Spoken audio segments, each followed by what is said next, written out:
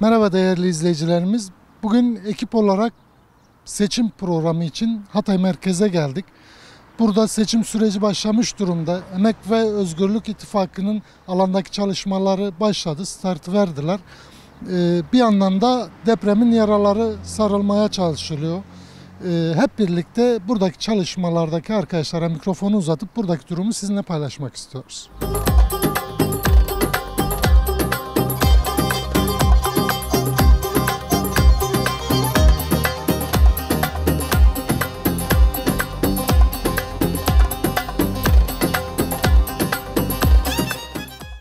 Merhabalar. Merhabalar. İsminizi öğrenebilir miyiz? Berivan. Berivan, siz burada Hatay'da dayanışma alanında çalışmalar yapıyorsunuz. Buradaki çalışmalarınız ne durumda, böyle kısaca bir bilgi alabilir miyiz? Ya şöyle, biz depremin aşağı yukarı 2. 3. saatinden beri bu alandayız. Buradaki halkla birlikte dayanışma yarattık. Koordinasyon merkezimizi buraya kurduk ve gelen insanlarla birlikte var olan süreci yönetmeye başladık. Onun dışında burada normal ilk zamanlarda erzak, gıda, hijyen, bebek bezleri, çocuk mamaları, giysiler, çocuklar için oyun alanları, birçok şey kurduk burada. Halkla beraber iç içe olduk. Burada gerçekten dayanışmanın, örgütlü mücadelenin gücünü ortaya çıkarttık. Evet. Bir de ben dedik ya, ana şeyimiz illaki deprem. Hani uzun soluklu bir yara sarma süreci önümüzde, bu böyle görünüyor. Bir de yaklaşan seçimler var. Hani böyle bir gündem de gelişiyor. Şimdi bu gündeme dair sizden fikir almak isteriz. Nasıl bakıyorsunuz? Neler düşünüyorsunuz? Neler olmasını istiyorsunuz? Böyle kısaca alırsak. Tabii ki. Şöyle, ben gözümü Recep Tayyip Erdoğan'la çan gençlerden birisiyim. Bu sene ilk defa oy kullanacağım. Aşırı heyecanlıyız gençler olarak. Çünkü gerçekten Erdoğan'ı biz göndereceğiz. Şu an aşırı heyecanlıyız burada Hatay örgütü olarak. Çünkü o 2 vekilimizi de meclise göndereceğiz. Evet, şu an burada normal seçim havasında sürmeyecek burada seçim çalışmaları. Çünkü halkın acısı büyük.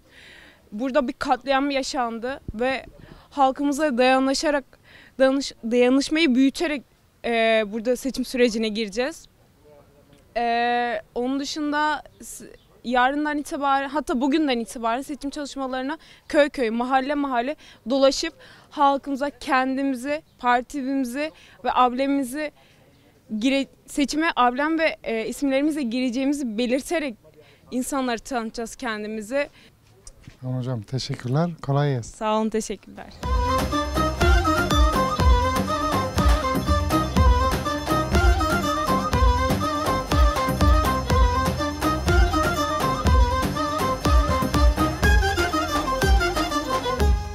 Hocam merhabalar. Merhabalar. Siz tanıyabilir miyiz? Ben Fırat Şerif.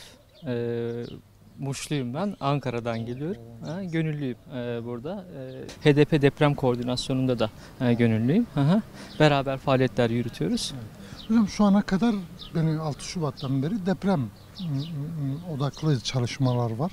Hani bu kaç zamandır da artık hani ikinci bir gündem artık. Yani seçim gündemine girmiş durumdayız. Evet. Şimdi depremin başından bugüne kadar böyle kısaca hani yaptığınız çalışmalar, gördüğünüz şeyler ve son olarak da seçim sürecine dair fikirlerinizi bir öğrenmek isteriz.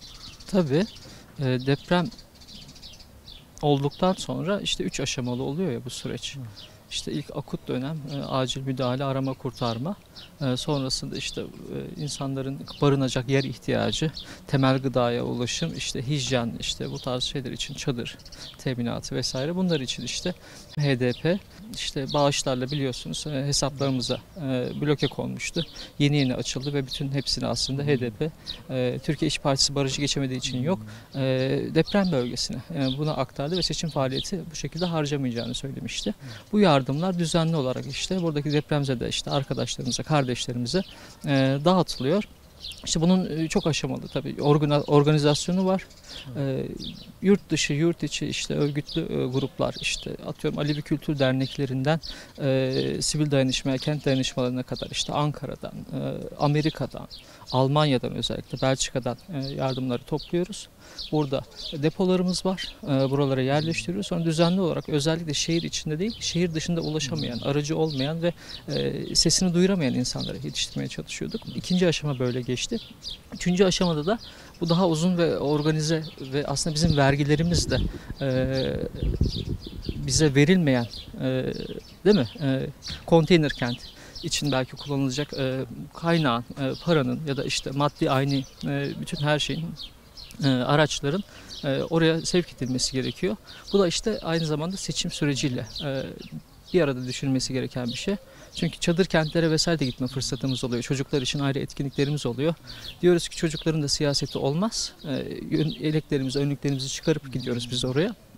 Seçim sürecinde de şöyle bir şey var.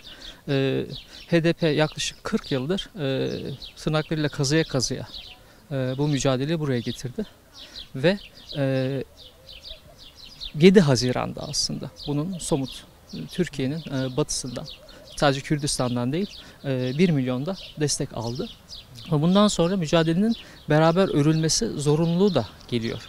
Şu bakımdan herhangi bir iktidar organı, devlet organı bizi kriminalize edemeyecek yerden olması için Türkiye'nin batısında desteği, yani Emek Özgürlük İttifakı'nın bence önemi de burada doğuyor.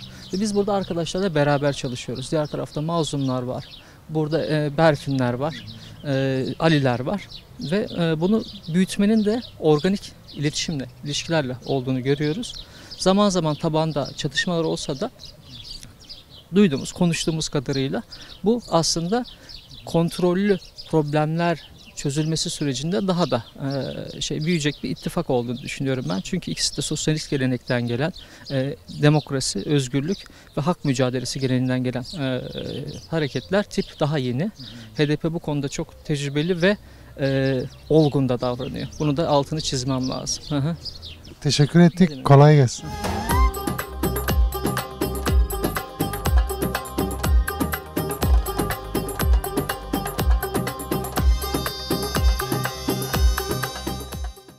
Hocam merhabalar. Merhabalar. Siz tanıyabilir miyiz? Nilay Tıraş ben. Antakyalıyım ben de. Depremzedeyim ben de. Geçmiş olsun hocam. Teşekkür ederim, sağ olun.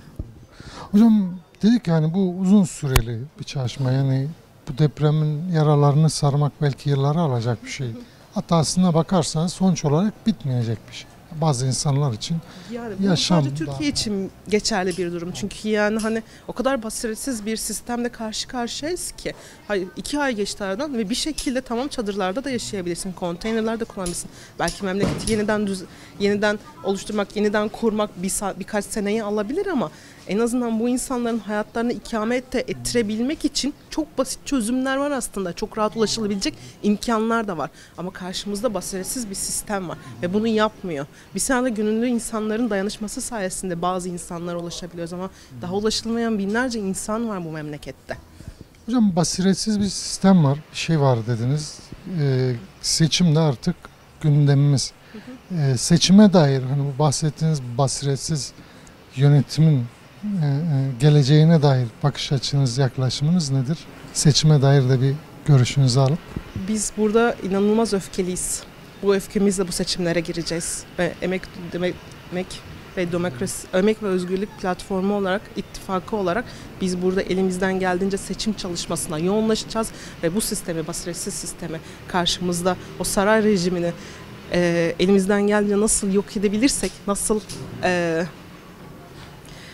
doğru cümle nedir bilmiyorum ama yani bunun değişmesi gerekiyor. Artık bu düzenin değişmesi gerekiyor ve biz bu düzenin değişmesi için mücadele edeceğiz burada. Hep birlikte mücadele edeceğiz. Bu mücadelenin biçimine dair izleyicilerimize önerileriniz ya da uyarılarınız var mı? Yani nasıl davranılması, nasıl Yani hareket burada edilmesi? çok ciddi büyük bir kayıp var. Ölümlerin yanı dışı biz birkaç gün öncesine kadar hala enkazların altından ölülerimizi çıkartıyoruz. Ve ciddi oranda da kayıp var. Enkazlarla birlikte kaldırılan cenazeler var. Bilmiyoruz. Sayılarını tespit edemiyoruz. Onlar mesela çok önemli. Bu insanların adına oy kullanılabilir. Seçim güvenliği gerçekten şu etapta özellikle deprem bölgeleri için inanılmaz önemli. Ona dair bir şeyler yapılabilmesi lazım. Şehir dışına çok fazla göçler oldu. Ya işte oldukları yerde ya da işte kendi memleketlerine geri dönerek mutlaka oy kullanmalarını tavsiye ediyoruz. Oy kullansınlar. Mutlaka her insan oy kullanmak için ne yapması gerekiyorsa yapmalı bu süreçte. bu etapta. Şehre geri dönmekse şehre geri dönülmeli. Olduğu yerde şehre geri dönmek gibi bir imkanı yoksa olduğu yerde mutlaka oy kullanmalı. Ve seçim güvenliği için gönüllü, çok fazla insana ihtiyacımız olacak. Çünkü gerçekten çok fazla kayıp var. Sayısını tespit edemediğimiz kayıplar var. İsimlerini bilmediğimiz kayıplar var ve bunlar listelere yansıtılabilir. Sandıklarda birçok şey dönebilir. O birçok şeyin dönmesine izin vermemek için çok daha fazla gönüllü insanla birlikte bu sandıkları korumalıyız. Tamam hocam, teşekkürler. Emeğinize sağlık. Gerçekten kolay gelsin. Teşekkür ederim. Çok sağ olun.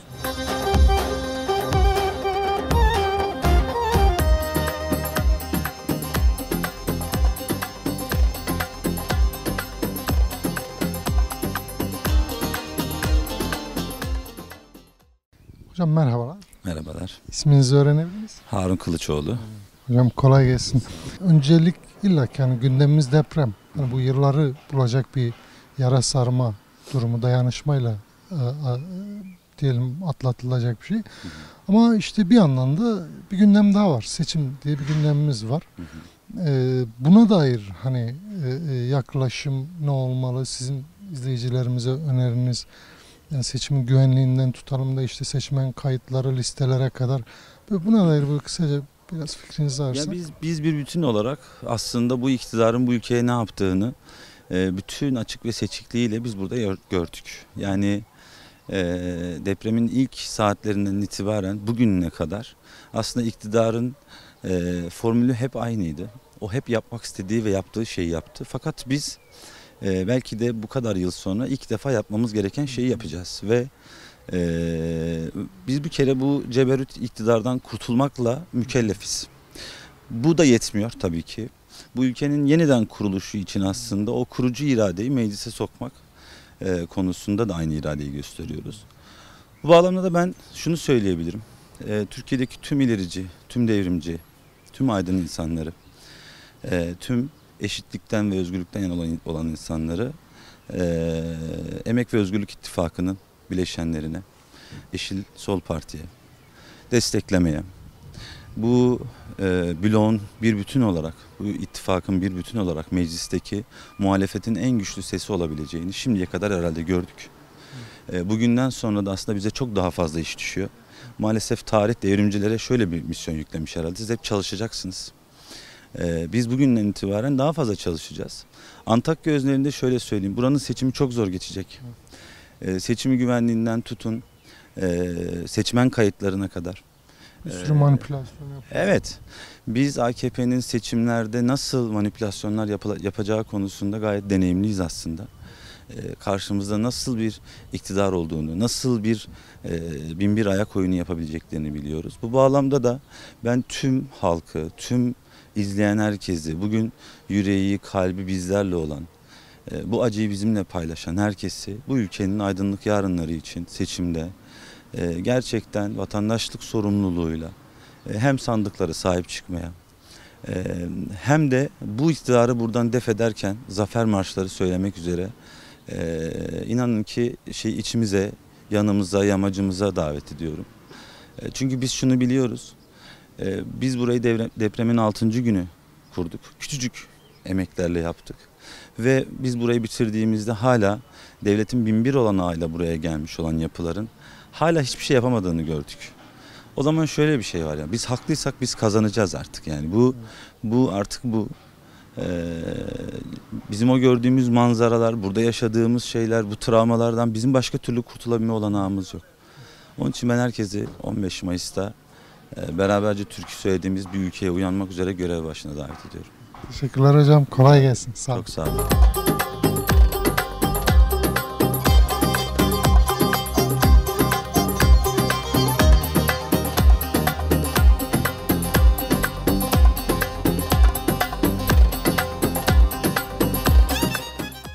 Hocam merhabalar. Merhabalar. Siz tanıyabilir miyiz? Hasan Nurlu ben. Yeşil ve Sol'un il yöneticisiyim. Hocam burası dedik ki Hatay bir deprem bölgesi. Büyük de bir yıkım oldu. Depremin ilk gününden bugüne kadar böyle kısaca bir durumu özetleyebilir misiniz bize? Yani çok ağır koşullardan geçtik gerçekten.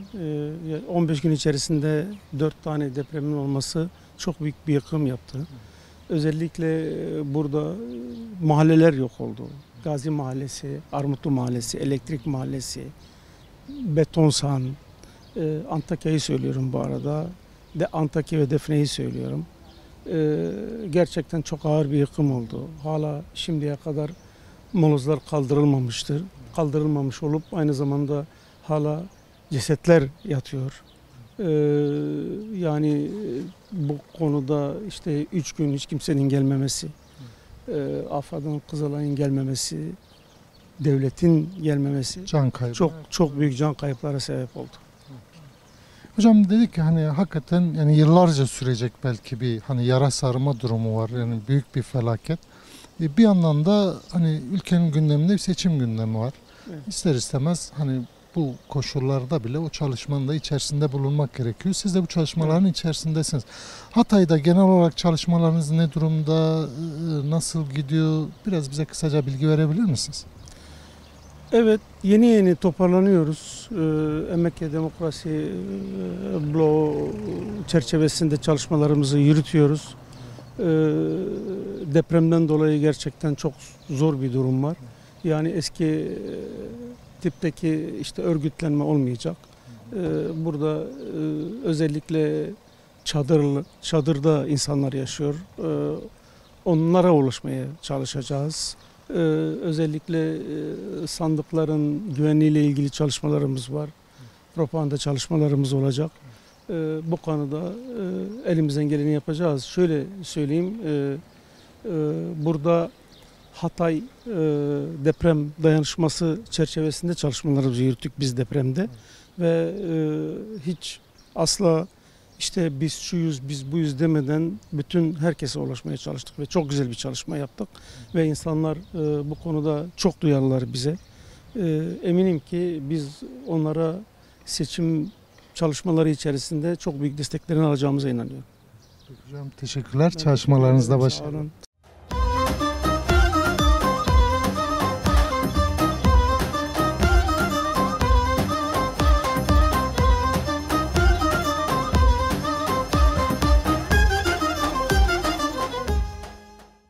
Hocam merhabalar. Merhaba. Sizi tanıyabilir miyiz? Mithat Miroğlu ben. Hatay'ın Defne ilçesinden. Defne ilçe belediye meclis üyesiyim. Oradan gelme, aynı zamanda Büyükşehir Meclis üyesiyim. Şu anda da artık yeni bir süreç, bir seçim sürecine girmiş durumdayız. Artık somut olarak alanlarda çalışmalar başlamış. Bu açıdan baktığımızda sizin buradaki çalışmalarınız, seçim plan programınıza dair böyle bize biraz bilgi verebilir misiniz? Evet. Bu şartlar içerisinde biz seçime gideceğiz. Seçim çalışması yaparken inanın insanlara giderken biraz bir hicapla gidiyoruz. Yani şu an gündemimiz bizim, biz can derdindeyiz, biz yaşam derdindeyiz, biz hayatta kalma derdindeyiz. Siz seçim derdindesiniz diyorlar ama yani şimdi bu enkazın şimdi bilinen bir doğa olaydır. Depremin büyüklüğü, felaketi, yıkıcılığı vesaire. Anladık onu, tamam. İyi de şimdi bunun tedbiri mümkündü. Bu kadar ölüm, bu kadar yıkım olmayabilirdi. Yani daha akılcı, daha bilimsel bir mimari mümkündü. Rant mantığındansa Elbette, yaşanılabilir yaşam elbette. alanları. Ondan sonra bir zemin etütleri mümkündü. Zemin etütleri tespit edilerek işte burası imara açılır. Burada imar olmamalı. Burası tarım yapılmalı. Yahut da burası işte çarşı olabilir. Yahut da bu kadar yıkıcı depremler tarihte görülmüş, bu kadar güçlü fay hatları olan bir kentin oturtacağın alanlar tespit edilebilirdi. Bilimsel yol yöntemler var. Yol yöntem vardı. Hocam son olarak yani dedik ya seçim dönemi ve seçim güvenliği dediğimiz bir başlığımız var. Çok da önemli bir şey.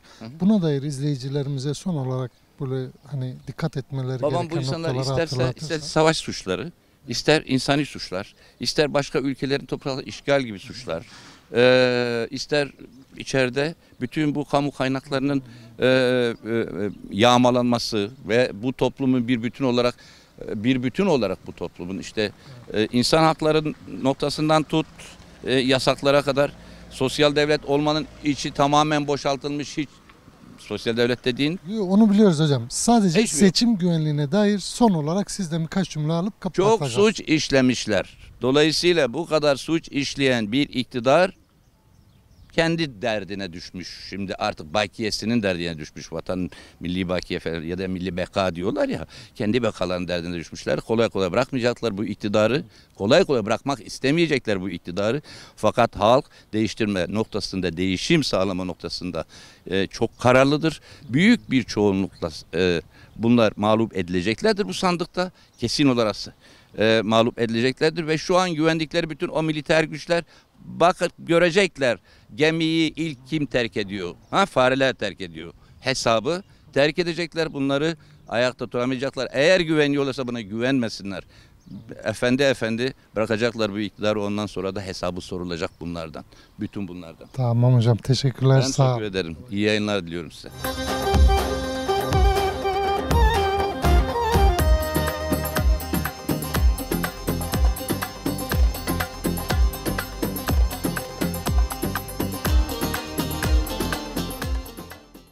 Değerli izleyicilerimiz, bugün bir seçim programıyla Hatay merkezdeydik.